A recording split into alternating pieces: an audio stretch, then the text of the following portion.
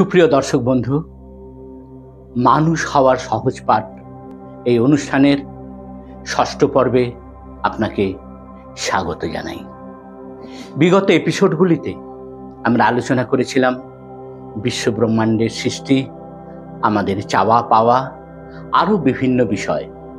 আজ আমরা বিস্তারিতভাবে আলোচনা করব আমাদের শারীরিক ও মানসিক চাহিদাগুলি নিয়ে। আজ আমরা আলোচনা করব একজন মানুষ তার কি কি চাহিদা থাকে। বিষয়টি একটু জটিল, তাই একটু মন দিয়ে এপিসোডটি দেখতে হবে।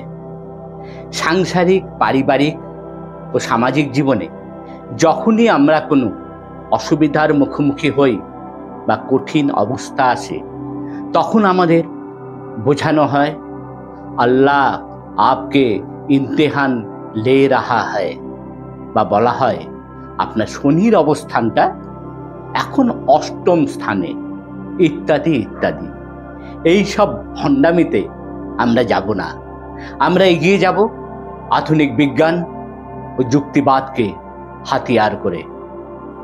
শুরু করি প্রথম থেকে। প্রথমেই যেটা আমরা আলোচনা করব সেটা হলো আমাদের শারীরিক প্রয়োজন বা ফিজিক্যাল নিড বা ফিজিওলজিক্যাল নিড নিয়ে। এটা মানুষের জীবনের সবচেয়ে মৌলিক স্তর। যেমন ওই আমাদের খিদের জন্য খাবার, মানে হ্যাঙ্গারের জন্য আমাদের খাদ্য দরকার, থ্রাস্টি বা তৃষ্ণার জন্য জল, আর ক্লান্তির জন্য ঘুম, শ্বাস নেওয়ার জন্য অক্সিজেন, আর আশ্রয় জন্য একটা আমাদের বাড়িঘর দরকার হয়। এই সব প্রয়োজনগুলি যদি পূর্ণ না হয়, তাহলে একটা মানুষের পক্ষে অন্য কোনো প্রয়োজন নিয়ে সেভাবে ভাবনা চিন্তা করা একটু মুশকিল হয়ে পড়ে। প্রথমেই এই মৌলিক শারীরিক প্রয়োজনগুলি পূর্ণ হওয়া কিন্তু আবশ্যক। অন্ন, বস্ত্র, বাসস্থান, এরপরেই যেটা আমাদের প্রয়োজন হয় তা হলো আমাদের সেফটি নিড বা নিরাপত্তার প্রয়োজন। এই আমাদের নিরাপত্তা যদি না থাকে, তাহলে কিন্তু আমাদের এই বেঁচে থাকার বিষয়টা সুখকর হয় না। এই যে সেফটি নিড, এটা আবার দু ধরনের তার ভাগ আছে। একটা হচ্ছে শারীরিক প্রয়োজন বা ফিজিক্যাল সেফটি, আরেকটা হলো আমাদের অর্থনৈতিক নিরাপত্তা বা ফিনান্সিয়াল সেফটি। শারীরিক প্রয়োজন কেমন? কোনো একটি জায়গায় আমাদের যদি মার খাওয়ার বা প্রাণহানির আশঙ্কা থাকে, সেখানে কিন্তু আমার থাকতে বা আমার কিছুক্ষণ ওখানে অবস্থান করতে কিন্তু আমার ভালো লাগবে না। এই যে সেফটি, ফিজিক্যাল সেফটি, এটা যদি সঠিকভাবে না হয়, তখন কিন্তু আমাদের খিদা, তৃষ্ণা এগুলোও কোথায় হাওয়া হয়ে যাবে। যেমন ধরুন, আপনার বাড়ির সামনে কোনো একটা সাম্প্রদায়িক দাঙ্গা লেগেছে, সেই সময় আগুন জ্বলছে, মারামারি হচ্ছে, আপনি চিৎকার, আপনি গন্ডগোলের আওয়াজ পাচ্ছেন। সেই সময় যদি কেউ আপনাকে আপনার প্রিয় মটন বিরিয়ানি বা আপনাদের পনির পিৎজা নিয়ে আপনার সামনে হাজির হয়, আপনি কি তা খেতে পারবেন? ফিজিক্যাল সেফটি বিষয়টা হচ্ছে তাই। এরপরে যেটা রয়েছে সেটা হচ্ছে আমাদের অর্থনৈতিক নিরাপত্তা বা ফিনান্সিয়াল সেফটি। আজ আমি খাচ্ছি, কিন্তু কাল বা পরশু আমি কি ঠিকমতো খেতে পারবো? আমি কি ঠিকমতো সামাজিক যে পরিকাঠামো আমার রয়েছে চারিদিকে, তার মধ্যে কি সেই একই মান বা উচ্চ মান বজায় রেখে আমি কি চলতে পারবো? এই যে প্রশ্ন, এই প্রশ্নটাই হলো অর্থনৈতিক নিরাপত্তা বা ফিনান্সিয়াল সেফটি থেকে আসে। বা এমনও হতে পারে, আজ আপনি খাচ্ছেন, আপনি ভালো রয়েছেন, আপনার মাথায় আরেকটা চিন্তা আসতে পারে, আজ না হোক কাল, কাল না হোক পরশু আপনার ছেলে মেয়ে, আপনার সন্তান সন্ততি, তারা কি ভালোভাবে থাকতে পারবে? এই ভাবনা থেকেই আমরা বিভিন্ন জিনিস আমরা সঞ্চয় করি। কেউ LICর পলিসি করেন, কেউ ব্যাংকে টাকা রাখেন, কেউ বা অন্য কোনোভাবে অর্থ সঞ্চয় বা অর্থনৈতিক নিরাপত্তার খোঁজ করেন এবং সে জায়গায় তারা প্রচেষ্টা চালান। তাই আমাদের যে প্রয়োজন সেটা যেমন শারীরিক নিরাপত্তা, তার পাশাপাশি অর্থনৈতিক নিরাপত্তাটাও কিন্তু একটা অনেকের কাছে প্রয়োজনীয় চাহিদা।